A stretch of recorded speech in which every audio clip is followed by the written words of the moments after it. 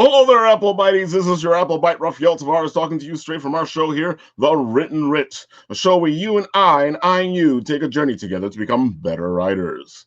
And of course, we are here with the late write. Yes, you heard me right. It's late write, not late night, but it is a late night for a late write. You get what I'm saying? It's the writer in me. Don't worry about it. But of course, it's not a finished product, an incredible piece of work without my shadow. What is up tonight, my friends? Isn't it a beautiful night to be with friends, talking about comic books, and just doing our thing? Exactly, because we all love talking about comics. Did you get a chance to check out Penguino's Revenge and Tragedy? Because they premiered last night. I'm signed up to both of their Kickstarters. I figured you were like, as soon as it started. Yeah, and I jumped on them right away. Oh, same thing. I usually wait. You know me. I usually wait till like the Kickstarter's going. I would. This time around, I jumped right in. I would normally, but they both look sick as hell to begin with, and those are our people, man. You gotta support your own. And it's oh my, Phil's books alone with all the variant covers is amazing. I want so many of them, but I was like, all right, after a little while, I was like, okay. Yeah, I was looking through I was looking through it, trying to figure. I'm like, oh man, which cover? I gotta get Rob's cover. And I'm like, oh my god, he's going up to like A, B, C. They went up to like M or something. Oh my god, yeah. But Rob's cover is so simple, but it really tells the story of Tragedy. It's the one I bought. And I had to buy it because it really looks nice. It's so simple, yet it says so much. Yeah, man. I mean, every artist on that killed it. Oh my god! Looking forward to reading it. I want all the covers. and Penguino. I mean, that is an amazing. That's right up.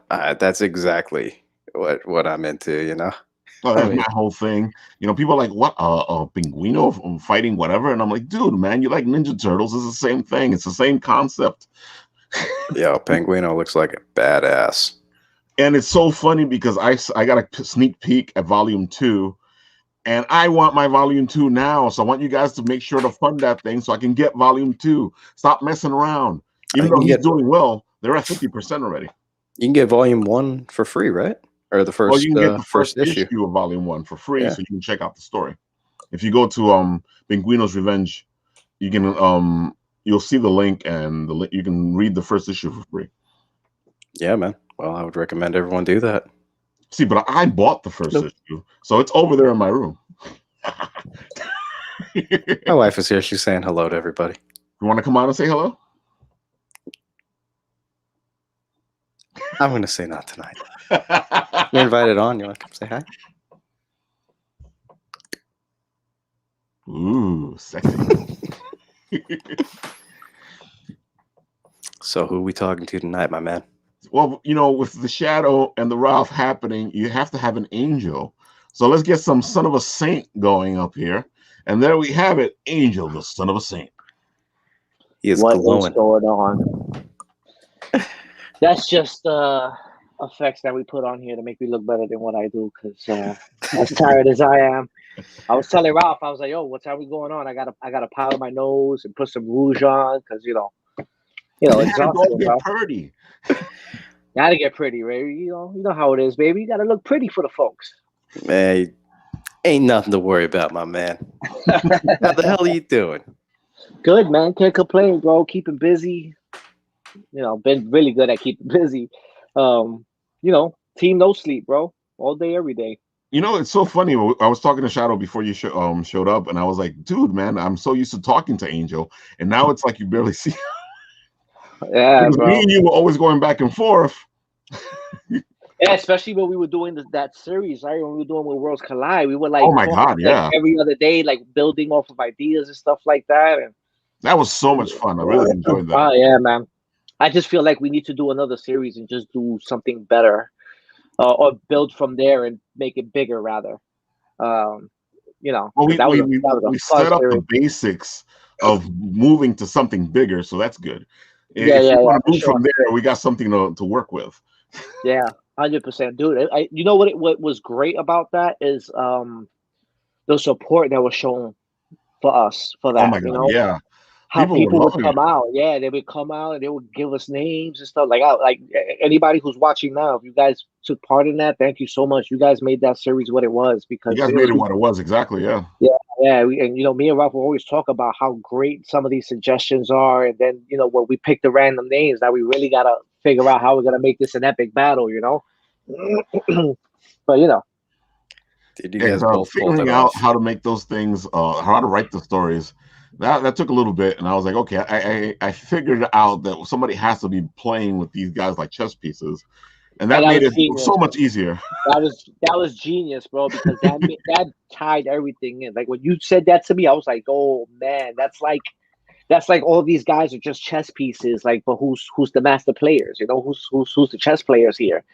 That was genius, and that as you see, once Ralph figured that out, how that flows after that, it just expands. What was your favorite battle, Ralph? If you had to pick one. It's funny. I don't know if we actually released it or not, but the Bruce Lee battle, I really enjoyed writing that. The Bruce Lee and Bruce Lee, yeah. Did we release the story on that? I know the image is out. I know the image is out, but I don't know if we released the story. But I think you released the image before and then had me retro and come back in and do the writing for it. So I don't know if we put it together. I know I think that piece probably started the series. Yeah, because you said that somebody commissioned you. You did that. It was Bruce Leroy versus Bruce Lee. Yeah. And like people were digging the idea of like these two characters that are kind of similar, but different universes essentially. You know what I mean? Well, one inspired by the other. You know what I mean? Exactly. But it's just the fact that they met to fight. It was great, And then that kind of started snowballing the idea. And then I would do one or two other pieces. But then I was like, man, just making, like, I've gotten pretty good with telling stories just within the art. Mm-hmm. But I was like, man, it'd be great if we just took it to another level and had somebody come in and write. Who's that? Andrew, what the deal? It would be great if somebody came in and gave a backstory to all this stuff. Let me concentrate on the art, and they could concentrate on the story. What's up, Vincent? Oh, what's up, man? Hey, Vincent was here the other day when I was by myself. He kept me company. Yeah. But you were right, though. It was fantastic to get all that stuff flowing. When you asked me about it, I was like, oh my God, this is a challenge. You know me, I love challenges. And I was like, oh, and my brain started working. And as soon as you laid it on my lap, all these little bits and pieces started coming together. And as soon as I created the villain or villains or whatever it is, because we've never discussed what it is, I still have it back here, keeping it somewhere, which is what I'm saying. If we want to do something. Well, I think we gotta give that series a proper finale, once I get some time, probably after my wedding. But we have to give that series a proper finale because we never really finished it. Essentially, we never really gave it the ending. Oh yeah, we didn't give it an ending. And a lot of the villain stuff is up in the air because we saw them on bits and pieces of them, but we never got to like really delve into them. Yeah. Huh. Now we got Angel thinking there. Yeah, that always gets me in trouble, bro. When you see the eyebrow go up and like, I feel you because that's exactly what happens to me. Like I was walking the streets earlier today, and I was like, wait a minute, what if Hugbert and that's it? And now the whole Hugbert storyline, oh my God, aspect to it that I haven't even told ShdaowRabbit about yet. Oh, speaking of ShdaowRabbit, little shout out to ShdaowRabbit right here. Oh, the little mini saint right here. He's still holding up, huh? Hold on, I want to carefully open this. Haha! Look at that guy, that handsome devil. He did a great job with you, man. Look at that. Down to the tattoo. He down really to the captured tattoo. you, yeah. Look at that. I appreciate you, brother. Can I say you're a cool fucking dude? You need to be made into a sculpture, Like, so good, bro. Like you don't know how well guarded this thing is. Man, I appreciate that so much, man. But it's so funny because that's what started us going with this because with this whole story of how you got your son of a name. you know. And then I was like, oh my God, Son of a sounds like a great name for a character. And then me and you started the challenge, and we created the art and the story for that one. Shout out to Father Evil for that one. Father Evil is the man. Yeah, Lou's a good dude, man. But yeah, bro, I greatly appreciate that, Lou. That piece is dope. It will stay with me forever, so long as I can keep it in a well-temperatured room. Can I say, man? That's the great thing about that piece is, I don't know if you know this, Ralph, but like he did my logo on the shirt, and the eyes are white, but because that all glows, like it glows in the dark. Oh, I love when he does that sexy stuff. But then I get jealous because I see the shit that he does now with all the lights and shit. I'm like, oh my God, you don't know, man. Every time he adds lights to something. Oh, here we go. Watch. Here we go. Look at it. Oh, you're reading Space Bastards. Oh my God. Just did an interview with them. He does have some lights in him. He does stuff, bro. Look at that. It's light up. Oh. I'm like, you mother.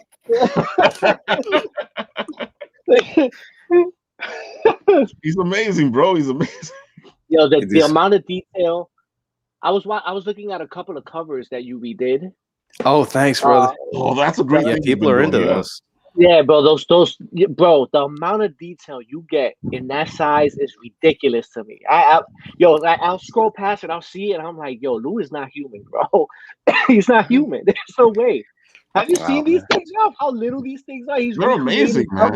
I don't know how he I don't know how he works in those little, and he gets all that detail in there. I got two sizes now of boxes, man. I got the little ones I do at the cons. Yeah. Look at that, dude. Come on. Oh my God, look at the detail on that. How do you do the detail so small, bro? Man, that ADD is a motherfucker, man. Listen, no pun intended, bro, but you got the patience of a saint. Yeah, he quite the opposite, bro. And then I got the bigger ones. Look at that, bro. That's a whole galactic scene. You gotta be kidding me. I don't know how he does it, bro. I would have been. It's me doing a piece on a screen that I can zoom in and I get mad. Yo, man, I've tried to do that Procreate shit. That stuff is on another level, man. It's amazing. Bro, well, I agree. Yeah, a lot of time, a lot of, reinforcement. A lot of fucking talent and vision.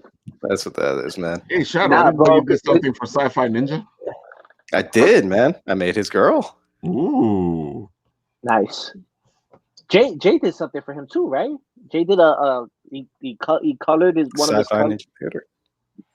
Maybe I'm bugging. Maybe I'm mistaken. I'm pretty sure Atra Mesa did something for Sci-Fi Ninja. I think he did a coloring job for him or something for a cover. Nice. And Rally B did one for him too, I think. Oh, nice. Yeah. Very dope. Shout out to those guys, by the way. Also, wherever they may be. I have to admit, Angel, for somebody who took a hiatus, you really come back swinging, bro. That He-Man of yours is, oh my God. I appreciate that, bro. Hey, listen, you gotta take a lesson from Avengers, bro. Always go for the head. You were gone for a bit, and then you come back and go, boom! How you like me now? But I don't know if you guys noticed, but like I had a time period where, although I was kind of gone, every other week I would somehow sneak something in. Bam, take that. Just to hold you guys over. Boom, hold that real quick while I take care of business. Here's just to keep you guys engaged real quick. But like I'm working on a bunch of projects that unfortunately, well, I don't want to say a bunch of projects. It's realistically 3, but they're 3 big projects that I'm under NDA. You know what I mean? Okay. And the most I can say about it does involve a TV show.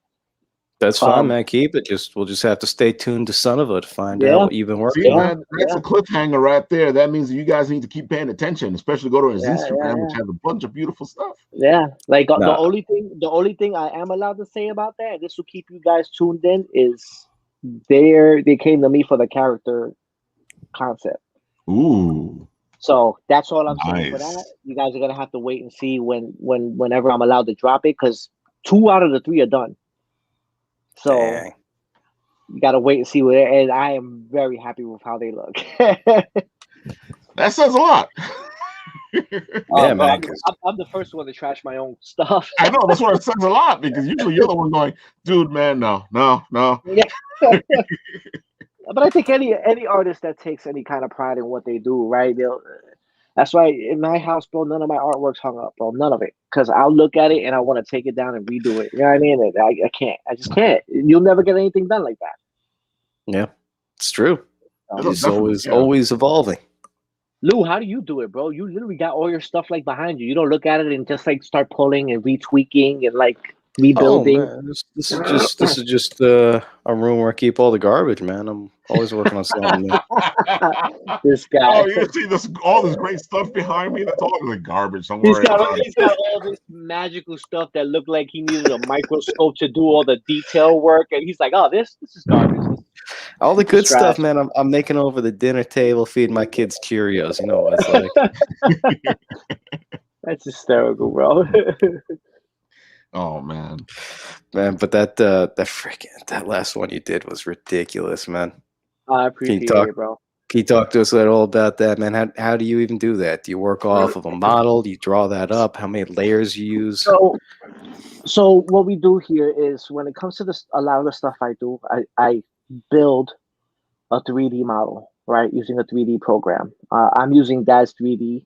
If anybody wants to learn 3D modeling and stuff, that's the best program to get, because it teaches you the workings of a rigging, how to sculpt,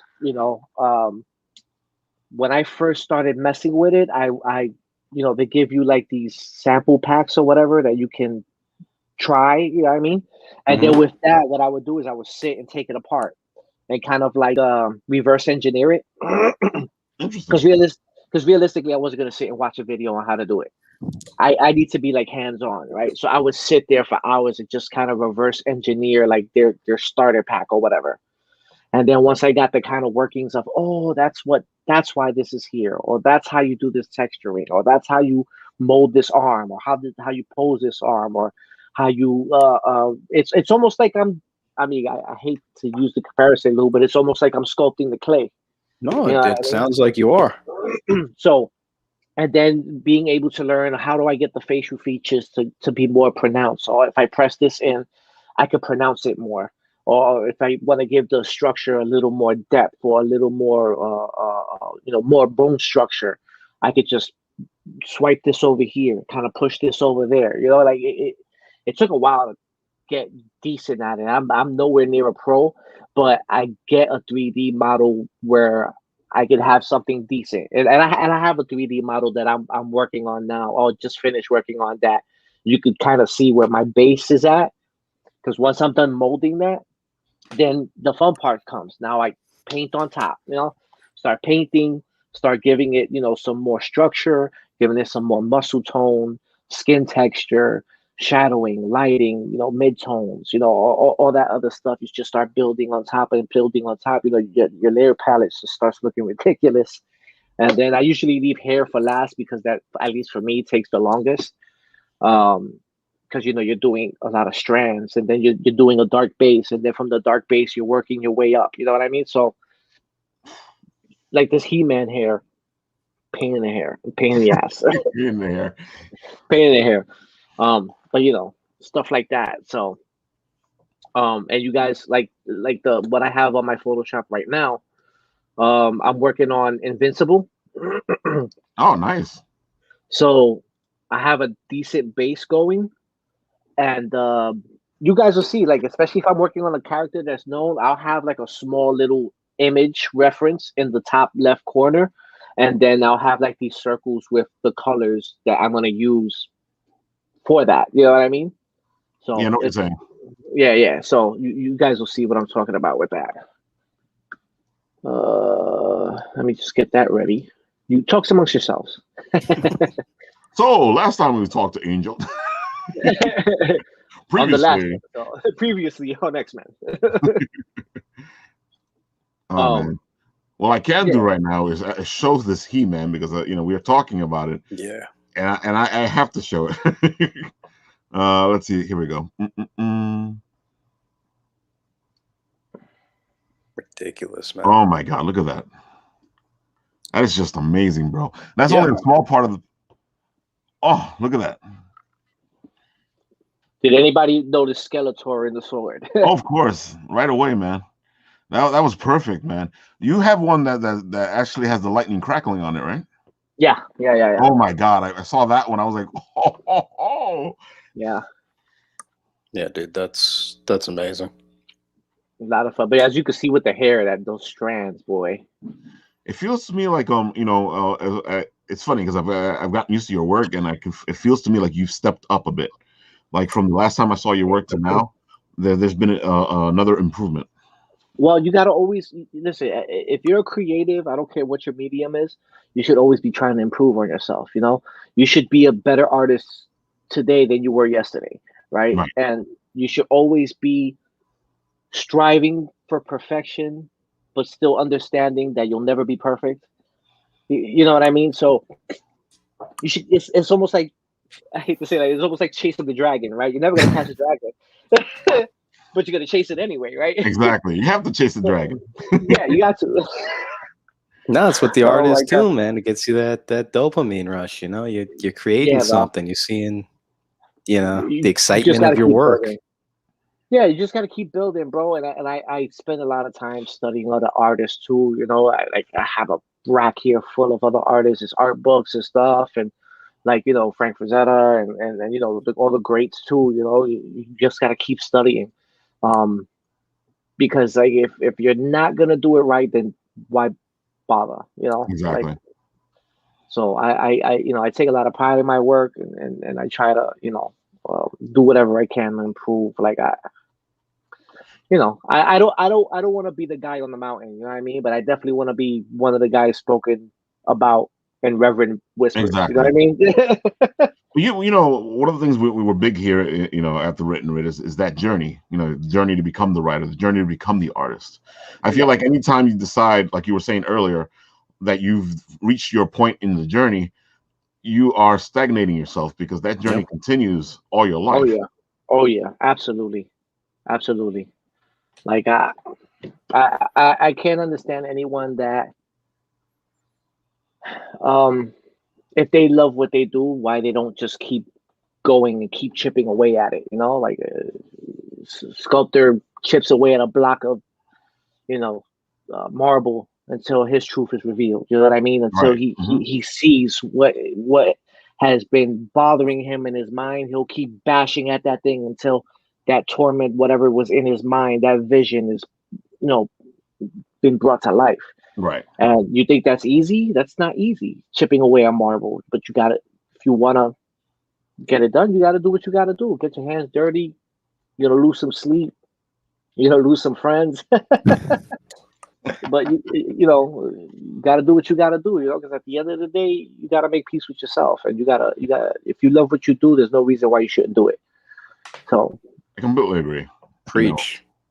So. And those friends that leave you when you're doing the work you love, you got to question, if they were good friends in the first place. Well, I'm too old. I don't even care. That's the ultimate level. You get to an age, bro, where you appreciate everybody who's in your life, but you already know people who are in your life for a season. You know what I mean? They either stick with you or they don't. And if they don't, and if they don't, they're not with you no more. Then hey, good luck to you. That's it. It is what it is. You're too old to be bitter or upset. Exactly. Or, it's just sometimes the journey brings us together, but sometimes the journey brings us apart. And it happens, and you never know. And maybe 10, 20, 30 years, people come back or they don't. Does it really matter? I mean, you got to be comfortable with yourself first. Exactly. You got to get in your own skin. Yeah, you think I got time to worry about stuff like that? Don't care. I'm too old. If you're my boy and you're around, I appreciate you. If you're not, good luck to you. No problem. It makes no difference to me. I ain't gonna lose no sleep at night.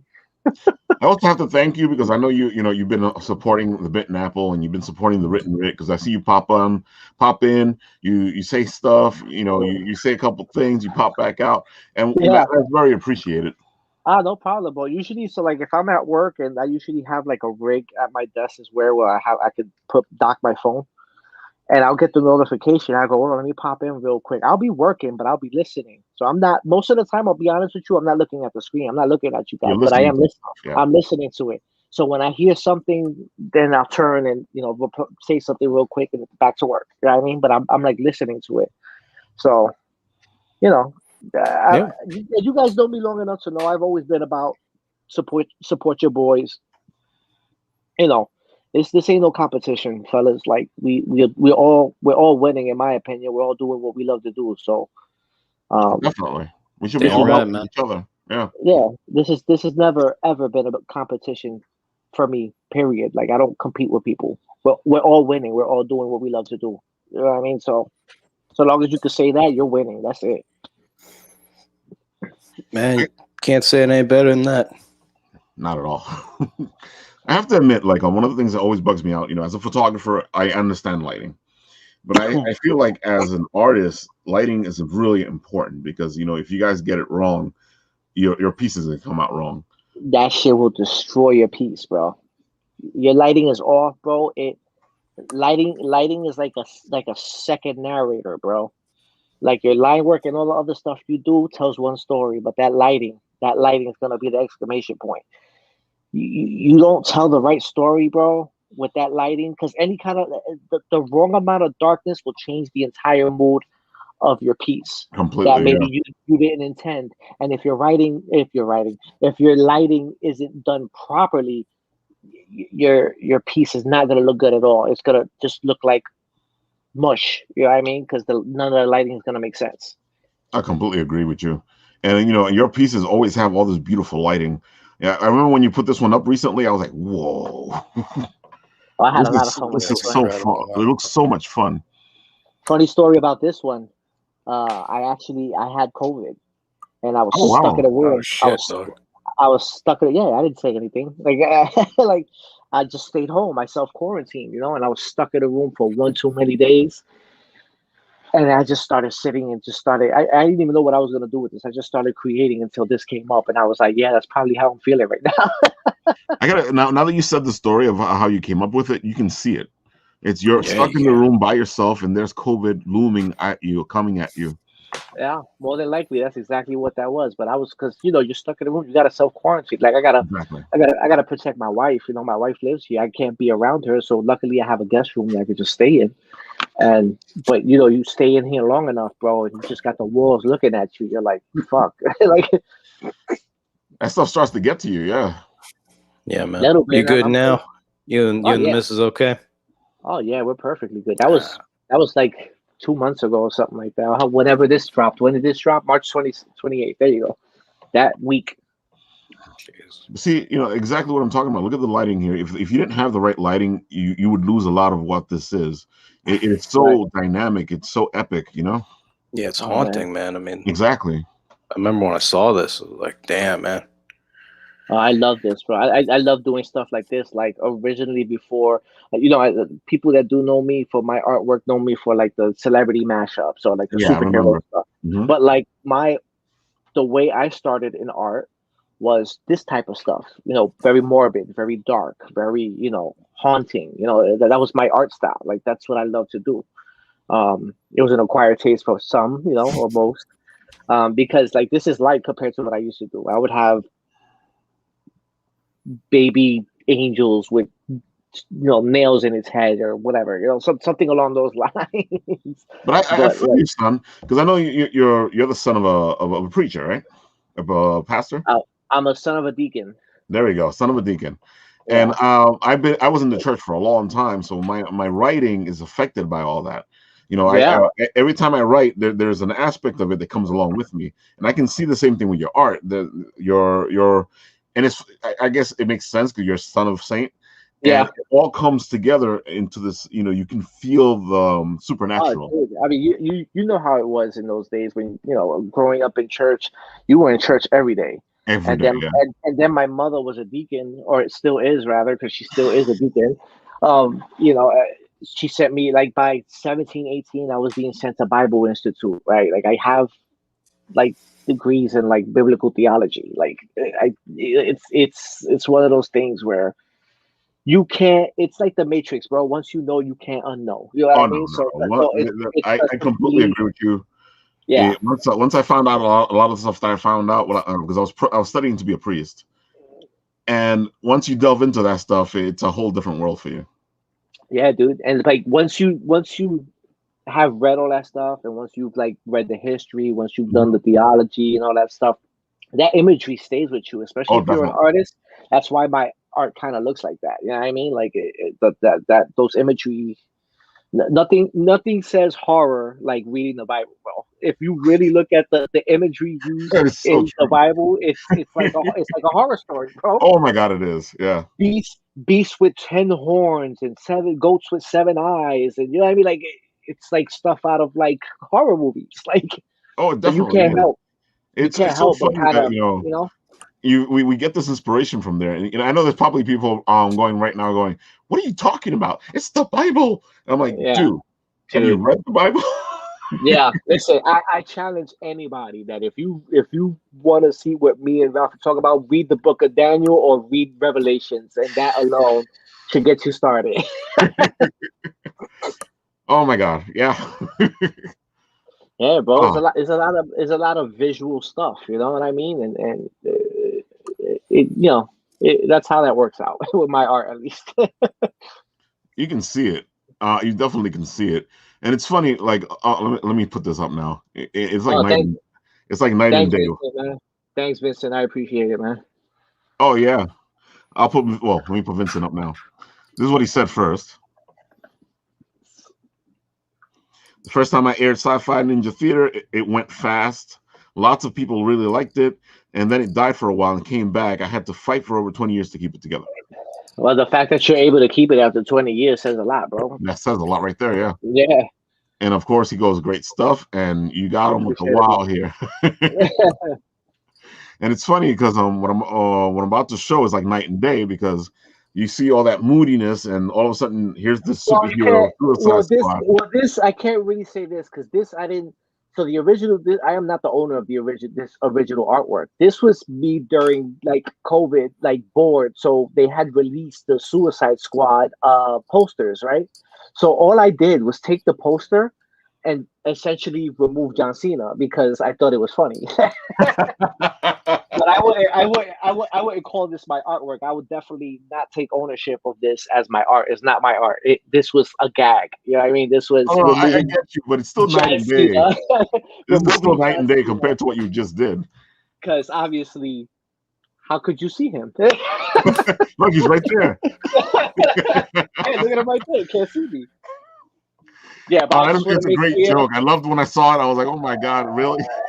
Yeah, but I want to make clear I am not the owner of this art. I didn't draw this art out. All I did was remove John Cena. So just so there's no misinterpretations or misunderstandings there. We all know we are geeks here. We love this stuff. We play with this stuff. It's amazing. We love the artists that do this stuff because we wouldn't be where we are without them. So Bro, I was just sitting here like coughing up a lung, like coughing and laughing at the same time, removing John Cena. And then all I can hear in my head is John Cena. Like,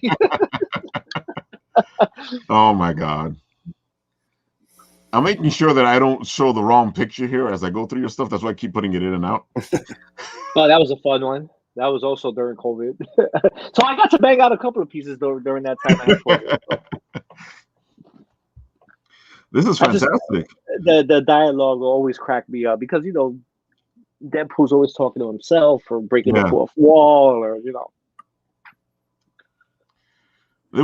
again, like I say, we were geeks here. We love having fun with this stuff, and what we did when we were younger was all this stuff. We would actually this is how we started. You start emulating what you're looking at. You start writing what you're looking at. You start showcasing the art that you're looking at because we're so into the comic books and everything. Yeah, for sure, bro. But I had a lot of fun with that. The part, what part of that whole thing made me giggle when I was doing it? What? You know, Captain America's got the A on his helmet, right? Right. The DP. The DP. Yes, I love. I have to admit, admit, anytime I see your work, I love looking for the small details. It's like when we did the verses, and you actually put the cat in there, to see if anybody would see it. Well, I love because I love doing stuff like I like doing a lot of fan service, bro. Like I love you see a piece, you see the piece, you enjoy the piece, but then as you really look at it, the piece becomes something else. You know what I mean? Or you find little tidbits you didn't know were there before. You know, like I like the piece to kind of be alive in a sense. You know what I mean? Where that first glance hooks you, and then the Easter eggs reel you in. You know what I mean? I completely understand because I love George Perez, and his masterpieces are those big pieces. Yeah, bro. And you always, even to this day, I'll look at one of his pieces and go, I didn't notice that. Is he still alive, George Perez? Yeah, he's still good. He's still alive? Is still good. Yeah. Good. I'm gonna have to steal one of his shirts. George is still good. I've been trying to actually get him on the show. Let's see if we can get him on because he's amazing. George Perez is just amazing. Listen, you make that happen, you let me know because I want to watch that, bro. And I'm gonna tell him, I'll be like, yo, George, I'm coming for those shirts, bro. Tell your wife she needs to make some more because I'm coming for one. I'm coming for one. Man, you're gonna grab them, man. Cons are coming back, right? Oh yeah. So this was for so obviously the piece on the left is the commission that I did. Right. The piece on the right is what the tattoo artist did on Josh Webb. Josh Webb is a correspondent for the Marvel Report. Wow. And this is the second piece he's commissioned me to do, and I'm essentially doing these pieces so he could take it to his tattoo artist for his tattoo artist to tattoo him on him. That's a lot of pressure, brother. Yeah, bro. The first thing I said, excuse me, and this is not said out of any kind of arrogance. Me being obviously a tattoo enthusiast, I'm like, you got to find a photorealistic tattooer. Yeah, I agree. He's got to be up to par with that. Yeah. If not, the piece is not going to look like a Son of a Saint piece. I'm just saying. Right, most likely, what it will be is that person's version of your Son of Saint piece. Right, right. So, he says, fine, he's got it. Okay, no problem. I'll do the piece. So, I don't think the artist did a bad job. You know what I mean? It is difficult to do something in a photorealistic kind of palette, right? Especially when you're tattooing. Mm-hmm. But I could have thought of a couple of other tattoo artists that could have possibly did it a little better. Nothing against this tattoo artist. I think he did a fantastic job. I still think he did a great job. But again, it's like Ralf said, it's just like his interpretation of my piece. You know what I mean? So, because when you get those photorealistic guys, they're gonna put exactly what they see. Yeah. Exactly. Yeah. I mean, we have some of those guys that are artists too. That they can recreate pieces. I find that amazing. Doing your own art is amazing. Being able to recreate something is just. I mean, I think that's how some of us start too, right? You kind of start trying to recreate somebody else's stuff, and then as you start developing and you start learning your own voice, you stray away from that because then now you can create on your own from muscle memory or whatever, or you found your voice and you found your style, so you just go that route. You know what I mean? So I don't really think there's anything wrong with that at all, especially if you're starting off. But the problem is when you stay there and then you pass it off as your own. That's when it becomes a little, you know what I mean? Not a little, but a lot of, but yeah, respect to guys that are able to do the recreations and move on from there. You know what I mean? So I know what you're saying. I've talked to you before. I'm a big Cyclops fan. I don't think he gets the credit he deserves. This is amazing. Yeah, man. So the funny story about this Cyclops, right? Remember I was recreating old pieces? Yeah. So this body, at least the top torso, I used it from a Michael B. Jordan as Superman piece that I did. Ooh. So I was kind of looking at it and I was just kind of laughing to myself going, I bet you I could take that torso and make a whole nother character out of it. I was just saying that to myself. Like, if you look at the patterns on the chest, at least the chess piece, it's the Michael B. Jordan chess piece, and I just literally put it in Photoshop and cut his head off and his arms off and his legs off, and I said, "This is where I'm going to start from." That's a good place to start, though, bro. Yeah. And again, the lighting is important here, because I feel like you wouldn't be able to capture this Cyclops moment without getting the right lighting for it. Oh, the optic blast, and you know what this pose is, right? You realize what this pose is? I know what it is. So for the folks that don't know at home, go back and watch the old animated series X-Men when they're doing the intros. Oh yeah. I could base that off for that. Amazing, just amazing. And again, I don't think Cyclops gets enough credit. I really hate the way they treat him, because they've turned him into this other thing. Crybaby. Yeah, whatever you want to call him. Because when I was introduced to Cyclops, he was the leader of the X-Men. He was this Captain America-like guy. He did the right thing. And then they turned him into whatever he is. What was that? Maybe you guys know. When him and a couple of others, like Neymar and a couple of other people, they had became the Phoenix. The Phoenix Force, yeah. The Phoenix Force, the Phoenix right? Saga. There you go, the Phoenix Saga. Dude, like I was like, that time period reading Cyclops, like I was like, dude, this is like Magneto, like kind of young and cranked up. Like, I don't know how I feel about this right now. And it's like Ralf said, like back in the 90s, he was like leader of the gold team or something or other, right? Like, but like reading that stuff, you're like, yo, bro, you kind of dark. And I feel like that's all they do now is go dark with these heroes. I'm like, I understand that the dark hero is easier to write. He looks good, he's cool, but I feel like you lose out on these heroic characters who are flawed, but they do the right thing. Yeah, but you gotta have that. You gotta have that inner conflict. You gotta have that inner conflict. You got to. Well, no, but see, that's what I'm saying. Like, a lot of people think that good characters, like Captain America, like they have no inner conflict. I feel like it's a greater inner conflict because they have to live up to who they are. You know what I'm saying? Ain't that diversity of characters, but they're just going Rorschach on everything. It's like, well, then he's not so edgy, is he?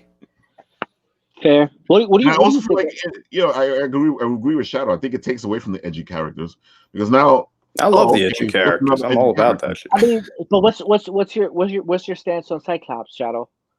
On Cyclops, I agree. I mean, in the modern interpretation, that's just because he got outshadowed by the huge jacked man as Wolverine, and he just kind of put him in his place, and they wrote off of that, and then he got written out of the script because he wanted to be in Superman and all that shit. So that he was just a victim of collateral damage. I agree. I think of Cyclops from back in the day, and it was like Cyclops was very much a Captain America type of thing. He was the leader. He had authority. He had gravitas to him. Wolverine's a hothead, I feel like also he's like 5 feet tall. Exactly. I feel like the Phoenix Saga story. 5'3". I feel like the Phoenix Saga Danny story, DeVito's the original he's in one, the running, man. When she went Dark Phoenix, that story works because of Cyclops and Jean Grey. And they keep trying to reboot the story. And they cuck him over so bad currently with the Jean Grey thing. Like, Jean was his girl. Mm-hmm. Yeah. The whole reason that story was so good was because of their love. He had to kill her. Yeah. I mean, because, made for a good love triangle too. Exactly. Yeah, completely. I love that whole Wolverine, Cyclops, Jean Grey. Jean. Well, it works well because to Shadow's point, like Wolverine is kind of like that bad boy badass, right? Exactly. And then Cyclops is like that Boy Scout, right? So that love triangle like really worked out because it was like she could go either way, If you make them both jackasses.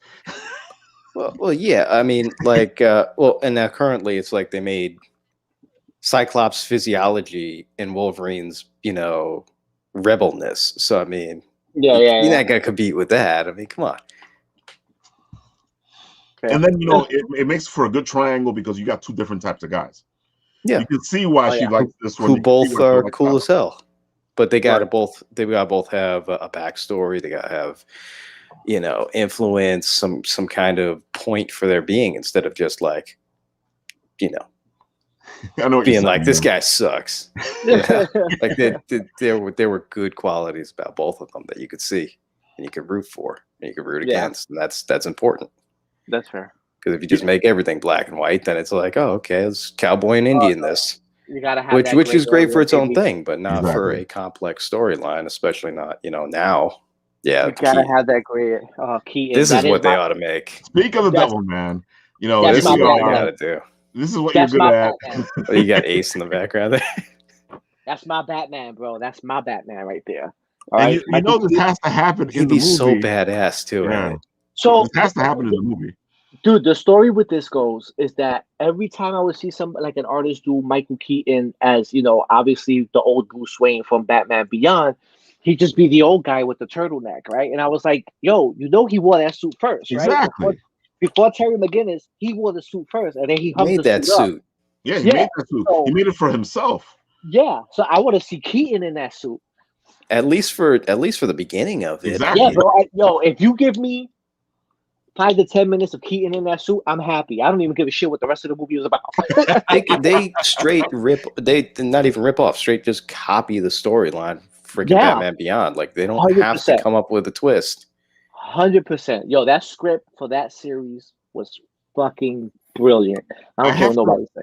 I have to I admit, agree. when I was watching Batman Beyond and he was in the suit and he had that heart attack while he had the suit on, I was like, no, we can't end it here. Yo. But it's brilliant, bro. And the fact that he had to pick up a gun, and that was the reason why he was like, oh, I can't do this no more. This anymore. Yeah. It's brilliant. But Exactly.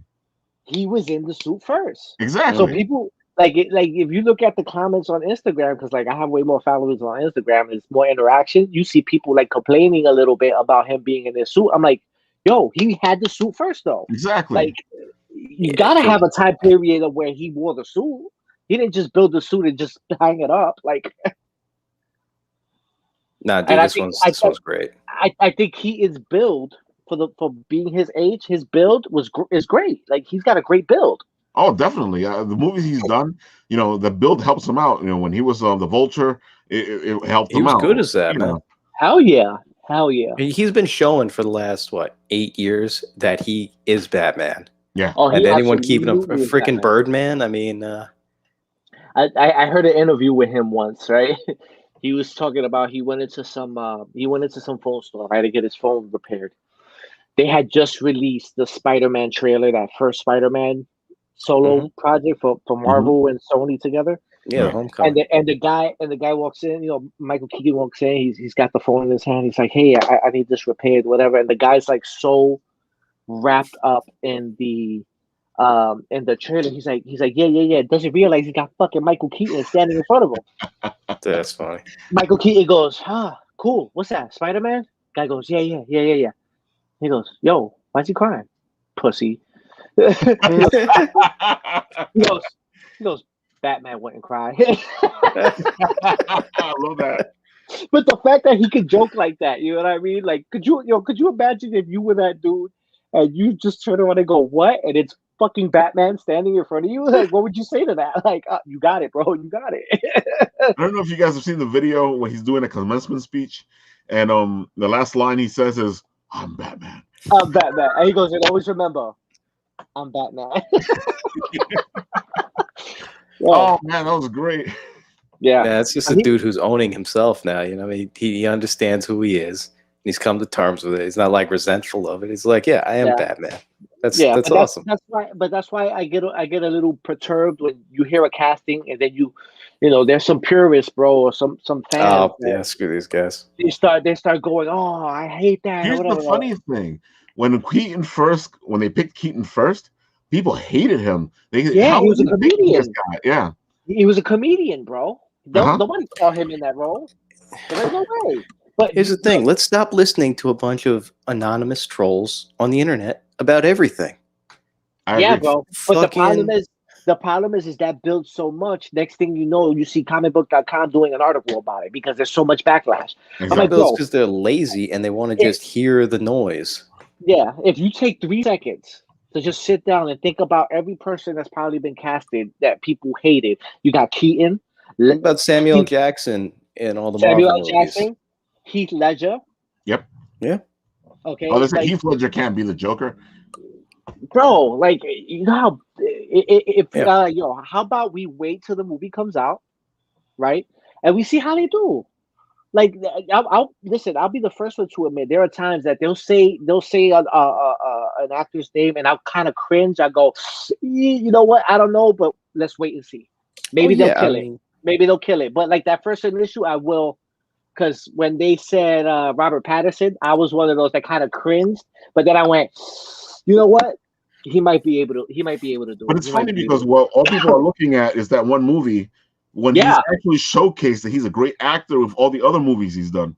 yeah, absolutely, absolutely. And you know what? I'm guilty of that because what made me cringe is when you say Robert Pattinson to me, I think Twilight. So that made me cringe, but at least the I'm international phenomenon Twilight. yes, absolutely, and I agree with you. But like, you can only think of like the past characters, but you don't realize, hey, this guy might be able to pull it off. Because the problem with casting Batman is you're not casting a guy to play one part; you're casting him to play two parts because He he has has to to be be Bruce Wayne, Bruce and Wayne he and has he to has be to be Batman, yeah. and those are two separate characters, Yep. two separate psyches. I agree. I mean, I like I Christian love Bale. George Clooney as Bruce Wayne, but I hated him as Batman. Who? George Clooney. Loved him as I Bruce hated Wayne. I hated him as Batman. him as both. Did not like him. Period. Did not like him. Period. Not a fan of the bat nipples. Not a fan of none of that. The movie they got Arnold Schwarzenegger elected governor, you didn't like? Chill. I can't do it, bro. And then they Nice ruined to Bane meet for you. me. Terrible, bro. I can't do it. And then Bane, all he says is Bane. Really, that's his line. Bane. Yeah, they just You retconned want to all of catch his storyline. They're like, I don't know, he's like a plant monster or something. Whatever. Shut up. Just have him say Bane. Just have him say Bane. That's it. Bane, how you feeling? Bane. I liked Christian Bale, but I mean, yeah, they could have just written in something like he's got a voice modifier when he's Batman, so he doesn't have to talk Bro. like he's got I am Batman. bronchitis. No, you need a lozenge. You need a Yeah, I lozenge. mean, So I didn't have a problem with Christian Bale necessarily, right? I thought his Bruce Wayne was pretty cool. It was a different take for sure. His Batman, I was kind of like this with it. It was still cool though, but the voice is what killed it for me. exactly. I It was like hated that. it was just such a lazy like disconnect. It's like, come on, man, you've covered all your other fucking bases. Like, So you mean to tell me this billionaire who has a freaking underground fortress full of high tech gadgets, he didn't think of like disguising his voice? you've got a Like, shoe that calls bats. Just get a Darth Vader mask. They're Bro, $12 at Target. now people are probably gonna hate me for this one, but Tom Hardy's Bane voice drove me nuts. Oh, so it's you. That's fucking hilarious, man. Did you watch the Harley Quinn cartoon? Yeah, I do. I love bro. that they kept that in it. Oh my god, that was the funniest thing ever. Yeah, bro. It's just hysterical, bro. But like that voice ruined it for me because you see this big brooding behemoth of a man, and then he opens his mouth. Oh, this gives you power. like what? Again, it was just such it's another audible thing that was just literally tone deaf to. Like, No, it was terrible. you write this movie, you go through all this effort, and you literally you ruin it with the guy's voice. Bro, my older brother loves it, and I always tell him, "Yeah, bro, I know you." I do ironically. You like it too? I like it ironically. It's not what Bane's supposed to sound like, but it's funny as shit. I can't get behind that, bro. I like if that guy was threatening me, like I would probably be in mortal danger, but I'd be laughing to my death. Right? Because I'm not scary. you think he's gonna come out with this booming, dark monster voice, and instead they went like, like a Mike Tyson like thing with him. Bro, it's like you don't want to mess with it.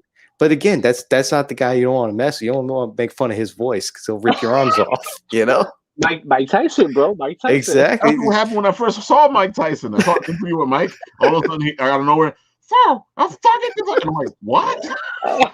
Yo, man, now you know why he punches through walls, man. People make fun of your voice that many times.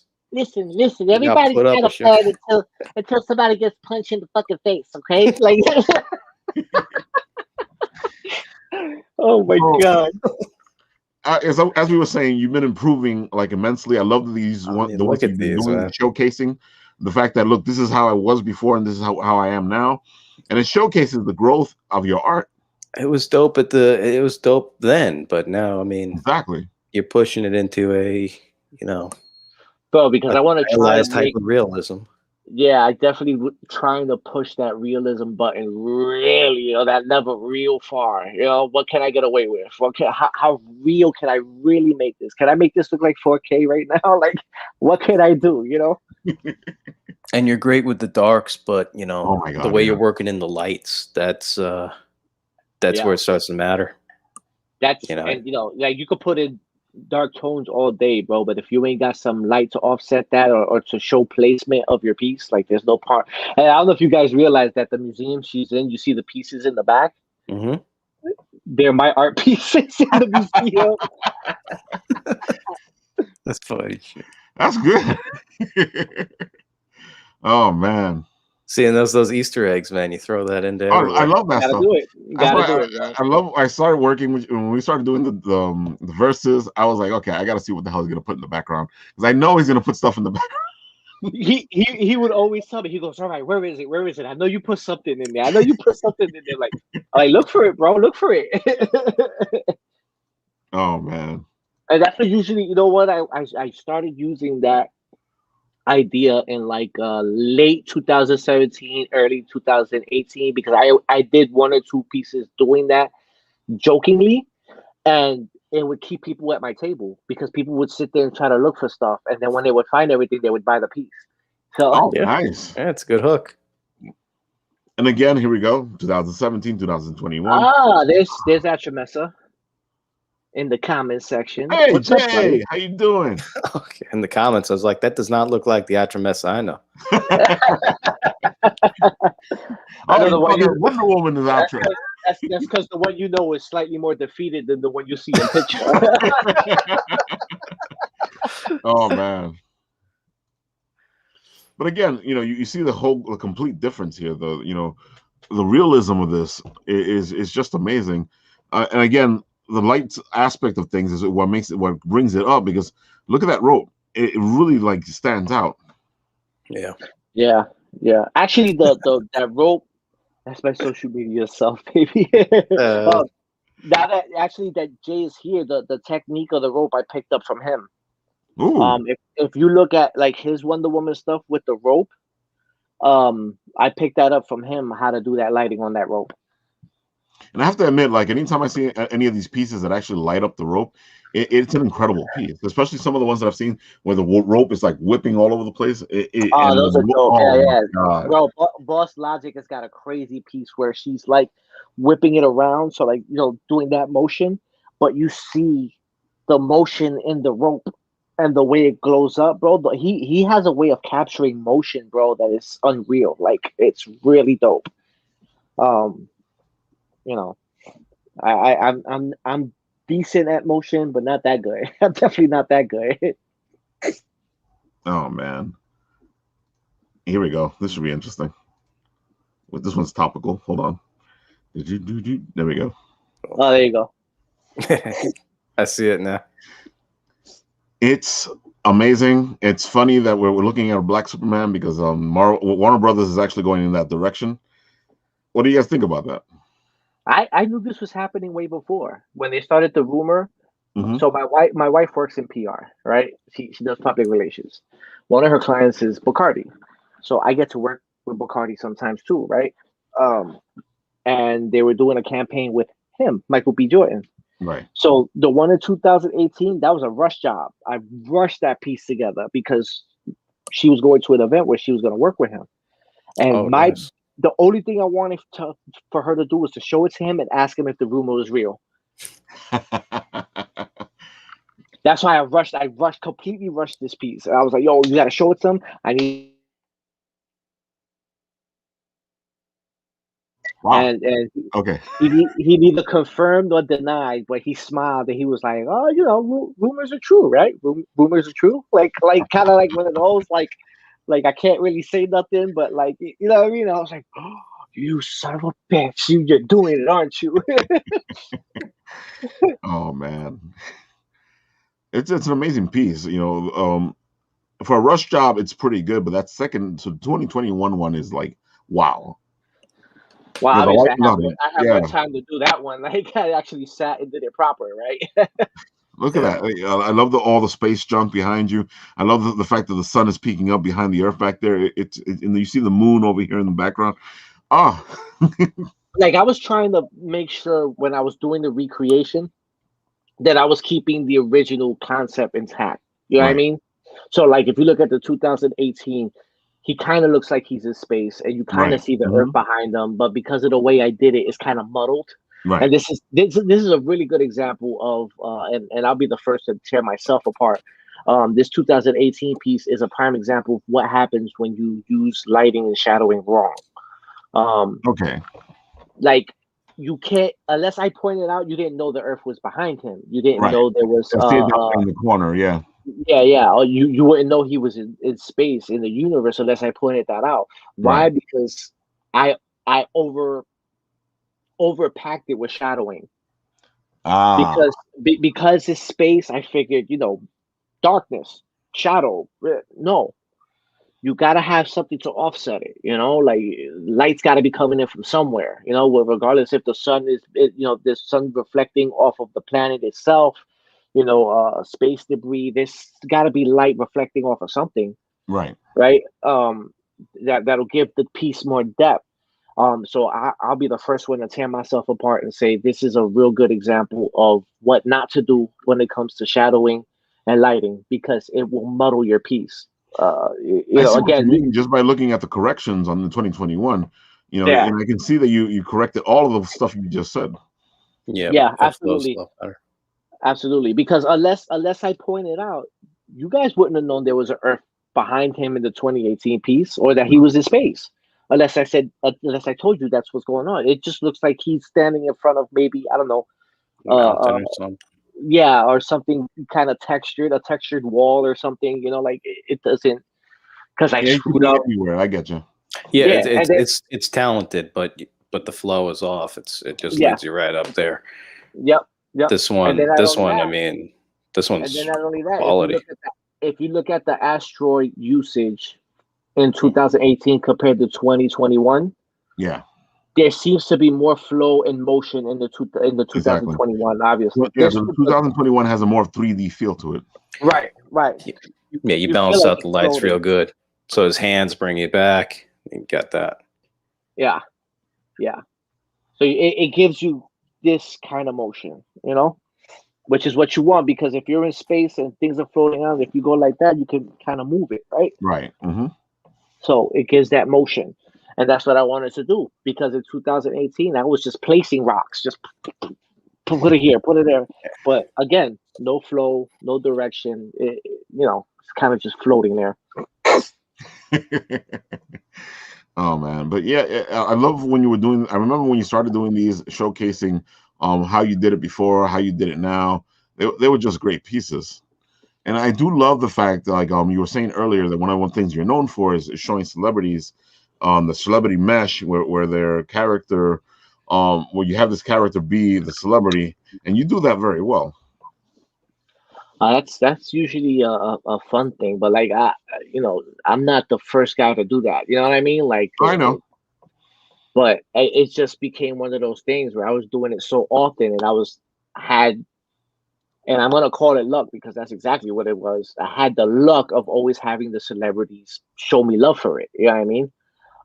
Like Miz, when I redid this and I put it on Twitter, Miz reposted it and everything, and like told me to keep pushing forward. Like, like I always have that kind of luck that Right. I somehow get their attention and they put my stuff forward. Dude, the guy who voices Ray Parker, the guy that voices Darkseid, Right. my Darkseid versus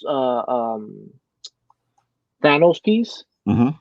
he reposted it and pretty much was like talking like Darkseid, like no, Thanos wouldn't That stand is a chance. great, man. And that shit started such a debate that I had to shut my notifications off of my Twitter because it was going crazy. Beep, beep, beep, beep, beep, beep, beep, beep. Yeah, it was driving me nuts, bro.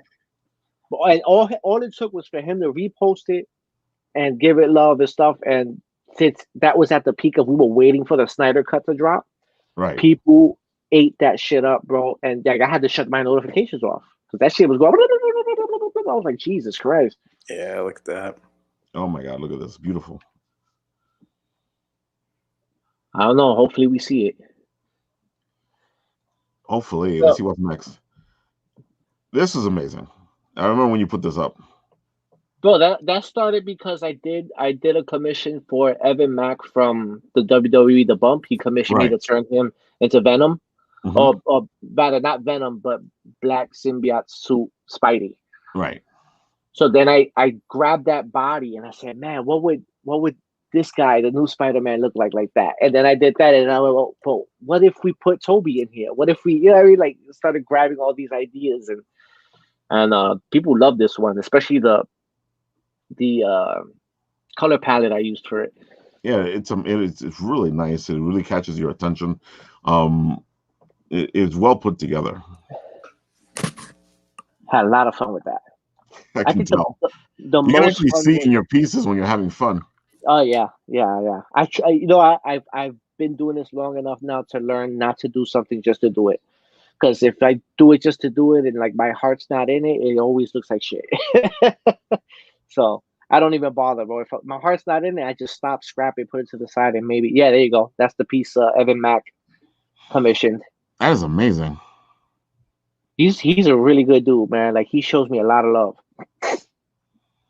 I'm watching the bump and seeing him getting seeing him on the bump and seeing one of my art pieces over his shoulder, like while he's on live with the show, and you're like, damn, bro, that's love. Like that's just amazing, bro. Had a lot of fun with that. You can actually tell that you had a lot of fun. Oh, here, speak of the devil. Hold on. There we go. Yeah, that's filthy. That is amazing. Who do you got? Who you got? Darkseid. Darkseid. Yeah. Thanos with Gauntlet? It doesn't matter. Doesn't matter. Hell no. Darkseid is just powerful. I agree. Yeah. I agree.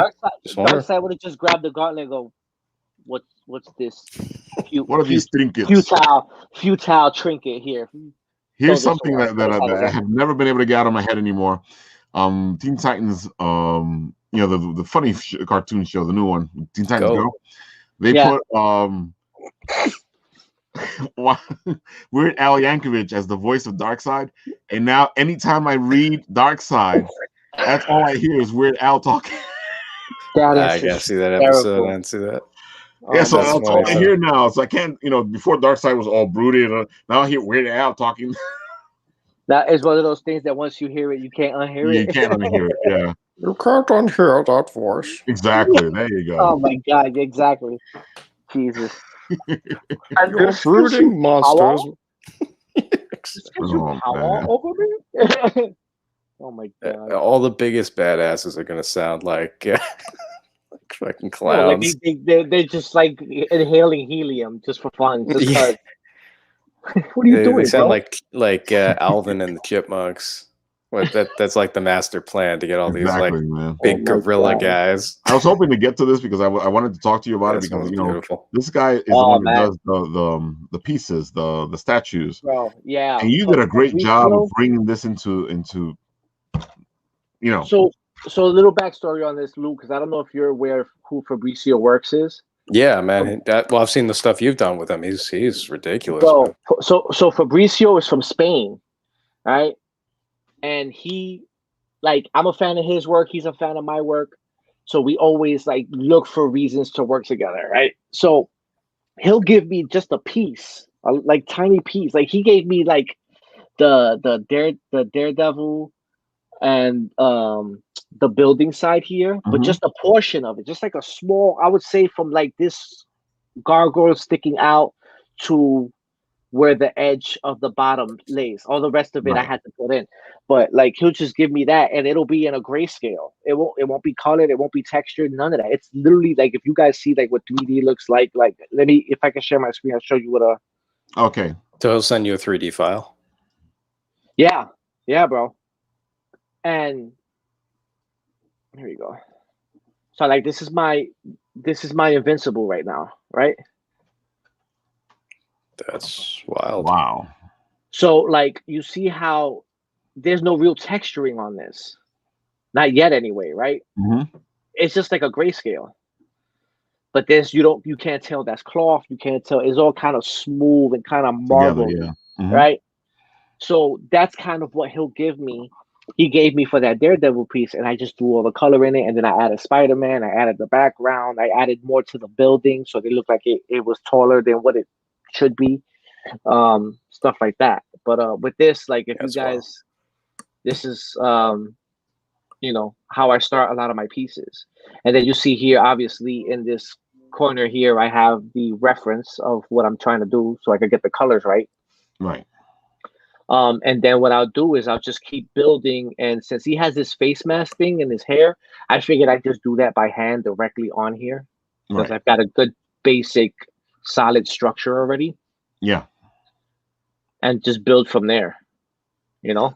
So it is almost like you're working with clay. Yeah. Like doing this pose took me forever, bro. In some ways, in some ways not, man. That's wild. It sucks too, bro. When you're trying to get them to do folded poses or anything, you know. Do you have to put like joints into it? Yeah, bro. Or are you just moving it like rigging. Spaghetti, no, or no, do you? No, you gotta put bones in it. Okay, so it's got an internal structure, so it knows how to respond. Here's what we do. Yeah. So here's what we do. Okay. I'll just do this real quick. Just as a I'm gonna feel like one of those announcers that are showcasing football right now. Bro, do you think So like you'll have this weird kind of rigging, right? So it'll sort of look like this, you know, the elbows, right? Yeah, building armature. Yeah, exactly. So then then you'll have like this framing here, but then this is broken up into pieces because this will essentially be the waist and all that. And why am I drawing with a? There you go. It'll have like this waist here, and then in here it's like a separate ball joint. Here, and then so that's essentially how the rigging looks, right? And then as you have this rigging, let me add here. So you got this rigging, right? Now you take this rigging. And obviously, now you got to just build on it, right? So now you have your head, pecs, waist, shoulder structure, wing structure here. You know what I mean? Like all this stuff that now you can add to it and build around that rigging. But now when you go to grab those anchor points, they move. Right. You know what I mean?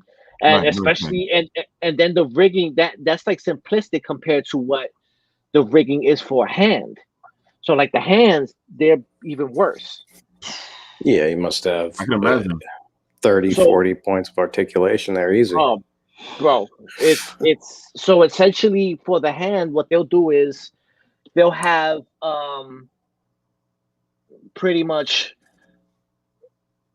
each little box represents a joint in the finger, right? So this is essentially, you guys got me drawing on here now. And then so you have the top part of the hand, and then the rigging here. That this is still a part of the hand, but it goes down, right? And then you have another box here, and then another box here, and then from this box builds the structure of the thumb. And then, you can mold these however you want because they're boxes, right? So like you can give it, a lot of range of motion. And then when you get to here, you have your ball joint here. And then from your ball joint, now you're going into the forearm, and the forearm is broken up into two pieces because to allow you to turn it. It's brutal. it's brutal. Like it's one of those things that like I said, when I first started messing with it, I would use like their sample packs or their already built stuff and kind of break it apart and kind of reverse engineer it, right? So I can learn it. That's at least that's how I was able to learn it. You know what I mean? And it works really well once you get the hang of it, especially specifically the rigging part. Then you're good money, because then you can build whatever structure on that rigging, and then you know it's posable. I'll ask you this because I know you've done both art, paper pen art, and digital art. And I know there's a huge argument between the paper and pen guys and the digital guys on what art is, and some of them will start calling names to the other. What do you say about all this? Art is art. Art is whatever bleeds out of your soul Exactly. onto any canvas. It's art. It's art. I mean, I hate to. I can do both. But I'm known as a digital guy, therefore I am a digital guy. Right. Because some traditional guys don't like me. That's fine. But if you put a piece of paper and pen and pencil, whatever, in front of me, I can't draw. So sorry to break it to you, bro. I don't have an instant art button on my keyboard. See, that's what always bugs me out, because they act like I've seen digital guys work, and it's always amazing to me that they can actually make what they make. And I don't understand why people are like, well, that's not art. So let's say you do both, right? What's the difference between paper and pen and the digital to you? So paint, pencil, anything traditional, you can't control Z. You know what I mean? You can't go back. You can't undo. You know what I mean? If you do undo, you're probably gonna have to add another layer of paint. You're probably gonna have to make some adjustments to whatever you've put in down already in different ways. You know what I mean? Because I've done both. Yeah, Jay's another great digital artist, and he'll tell you, digital guys, we get a lot of shit. But given that, I hate to break it to you, traditional guys, it's 2021. Everything's going digital. Back in the day, you'd have to do your line work. You'd have to do all that stuff separately, mail it in, all that stuff. We live in a digital age now where people are sending digital proofs now. Guess how that's done, buddy? Not pencil and paper. Don't get me wrong. There are some guys that still do it, but that's where it's going. It's going into essentially what me and Jay are doing. So it's just the deadlines, and I can tell you firsthand, these deadlines that you get sometimes from companies are unrealistic. Yeah. But I can do it digitally. So as soon as I'm done, a proof is being emailed or whatever. Like it's just the wave of the future. So you either get with it or don't. It's up to you. It doesn't matter. But don't shit on guys for their style. You know what I mean? Like that's like me going to Lou and telling Lou, what you do ain't sculpture. You're playing with clay. Go do marble or go do. You know what I mean? Like that's what the art school people said. But that's bullshit, right? I agree. At the end of the day, you're creating. You're creating with your own two hands. You're not stealing anybody's stuff. You're all creating your own stuff, and that's what it really comes down to. It comes down to if you're stealing somebody's stuff. Like some people, you see it here and there where people are doing collages of pictures and then putting a filter on it, calling it art. Listen, to each their own, but I'm going to tell you, from my personal opinion, that's not art. That's actually theft. But, all I can say is you can't take digital artists and tie them in with that. Right. No, of course not. That's wrong. Then that'd be the same people taking the traditional guys and saying you just lightbox that. Exactly, bro. Yeah. You can't do it. You said it already. Art is art, man. If you're doing something that you believe in, then because I love the old school stuff. I love the new school stuff. This is just get along and make great art. That's the problem, bro. Is that nobody wants to get along. Some people live for the drama. Some people, if they feel a type of way about you, they will say whatever they need to say so that you try to fit their narrative, right? But at the end of the day, bro, it's like I said before, bro. Like I'm not losing no sleep. Like I still get work. I Yeah. still get commissioned. I still get to do some awesome big projects. So you talking shit about me or trying to, make me look like something or passing rumors about me. I'm not losing any sleep because I don't care. I'm too old to care, bro. I'm too old to care. Like I don't play the high school games. Listen, you could do that and you could do whatever you want, but do it over there. You know what I mean? You don't got to do it right here. Go do it I over agree. there. I completely agree. I think we again, like we were talking in the beginning of the show, we are a community. We need to bring each other up. Because that's the way we're all going to get there. Is we bring each other up. If we start messing around with each other, it's just going to make things You worse for can't. everybody. Yeah. I can't listen, but I can't build you up, Ralph, if I'm too busy trying to hold my own ego up. Exactly. Yeah. And that's what a lot Sure. of this shit is. A lot of this shit is ego. People build themselves to be this.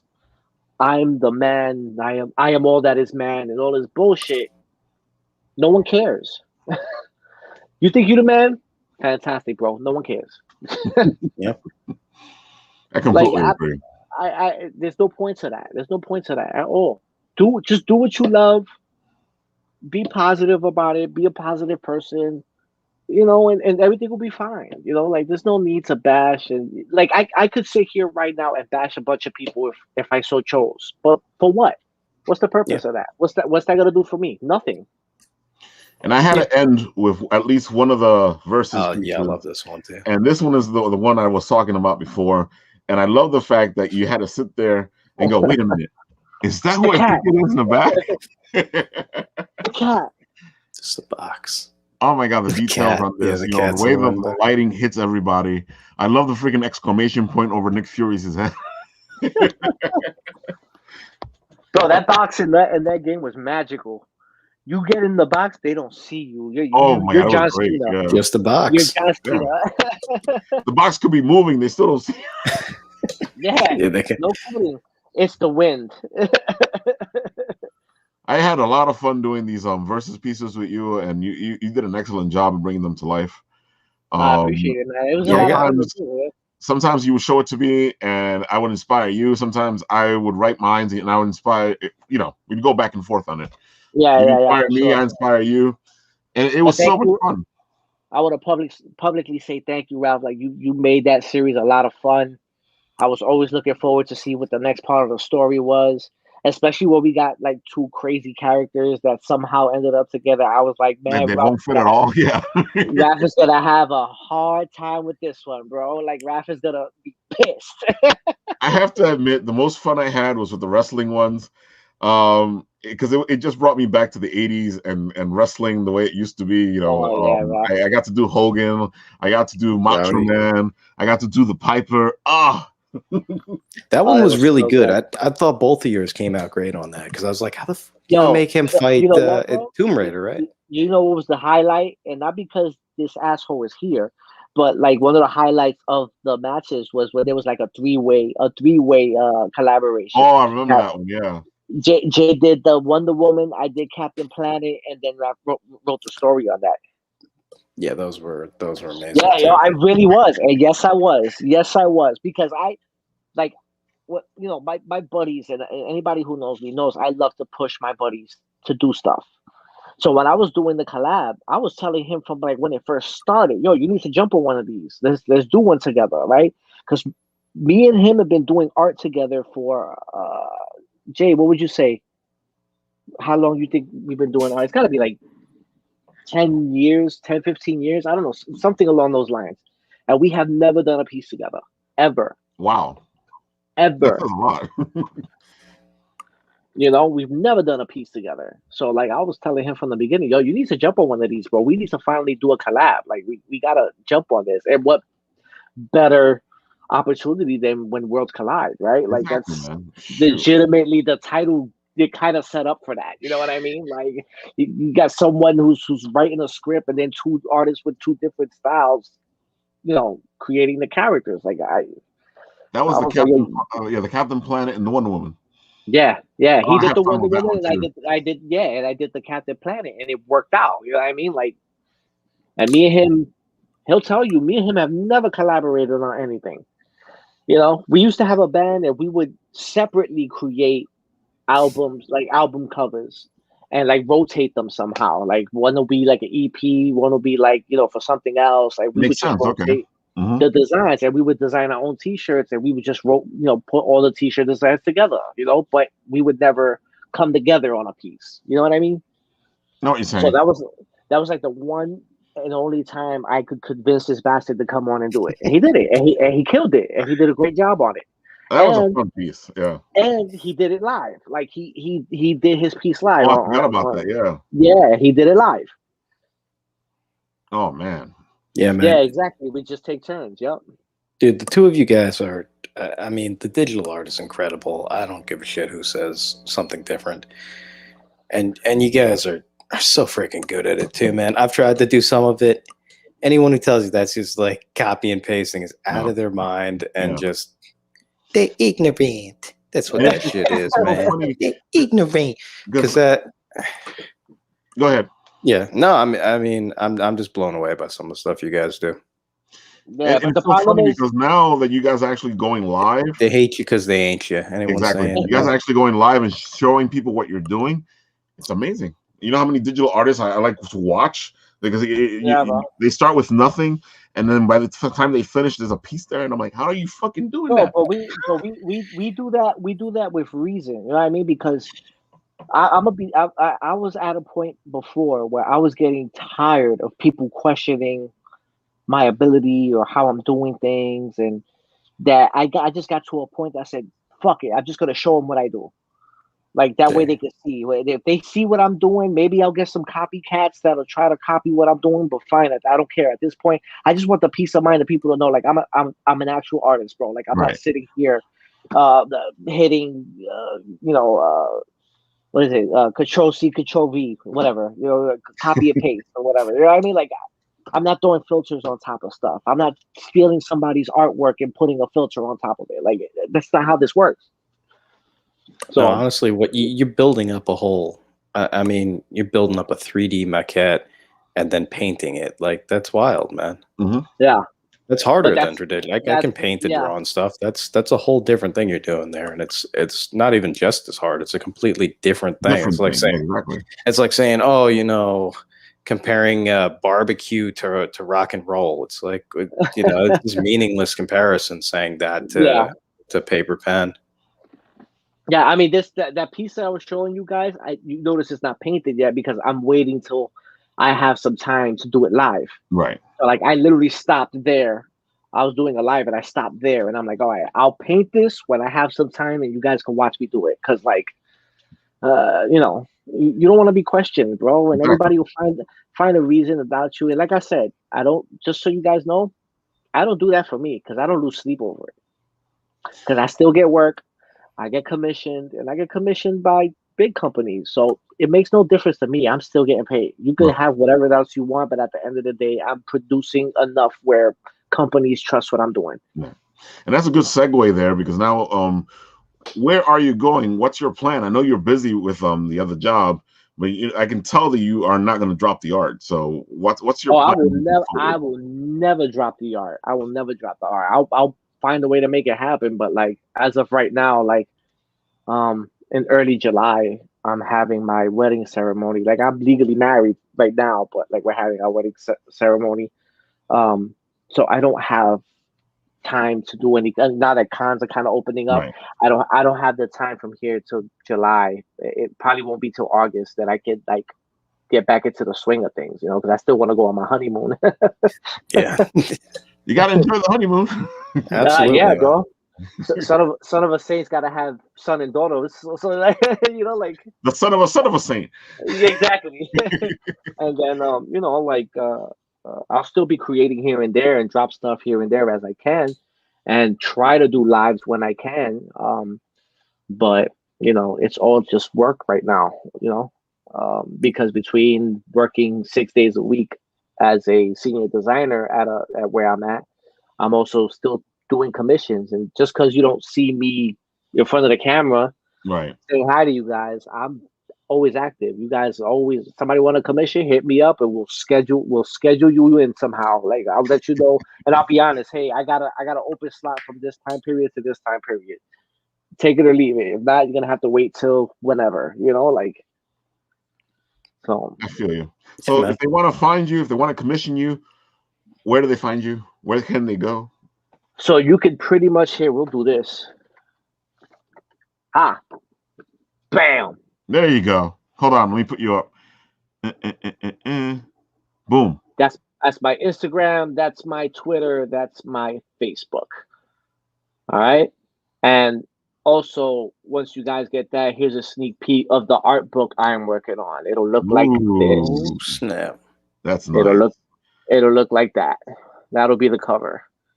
So look at that. We got a sneak peek, people. So check out Son of Saint. Go find him. He's an incredible artist. Check out his Instagram. You won't regret it. There's a lot of the When World Collide stuff on there. There's a lot of the stuff he's working on. That He-Man, that amazing He-Man that he just did is on there. I know you're looking at it on your screen over here at the moment, but go over there and check it out because you get a closer view at it. Yeah, it was a fun piece too. And also, I'm always open for commissions. However, you will have to be scheduled. So it's better you tell me now and we figure that out now that I can, because time is crazy right now. So, Angel, what's your last word? Be good. Be good to each other. Take care of each other. Don't be dicks. And always build yourself up. Take it easy. Thank you, Ralf. Thank you, Shadow. You guys are awesome. I really appreciate this moment to kind of step out of hiatus. Oh, believe me, we were just talking about the fact of how we see you guys all the time, and we miss you guys because we're out of the con system, and before it was like, oh, don't worry, I'll just see you next week. By the way, wearing the original OG official Artist Club t-shirt made by the man himself, Atra Mesa. You guys want an Artist Club t-shirt? Go see Atra Mesa's page over there. He has links to these only official shirt for Artist Club. Anything else is just a bootleg. There you see his name down there, Jay. That's a cool Go shirt. Look for his page and you can find the shirt. There you go. Yeah. Buy the shirt. Buy the shirt. Buy the shirt. Shadow, where are you next? What's your last word? You gotta listen to the son of him, man. He basically covered all of it. Try to leave the world a little bit less shitty than you found it. Be a little nicer to one another, and you can only save yourself. So try to be at least the best version of you that you can look in the mirror and not want to put your head through it. Wait, you're not supposed to do that? You got to strive for something, man. That explains why my head hurts so much. Yeah. So, guys, there you have it. Check out Shadow. He's always doing something, whether it's spine ticks, whether it's travel and root beer, or what you have to check out his pieces, especially the ones with the lights inside the eyes. Man. Check out Son of It. He does a great job over there. His art is amazing. His Instagram is amazing. And of course, I am Written Writ Ralf, and I will be next on Apple Bites on Saturday at 1 o'clock. And it will be me, Les, and I forget who is our guest, but I'll let you know. Whoever it is, it's going to be a ton of fun, man. With that, checks in the mail, Ralf. Checks in the mail. With that, we got the Shadow, the Ralf, and the Angel signing off. Till next time, guys.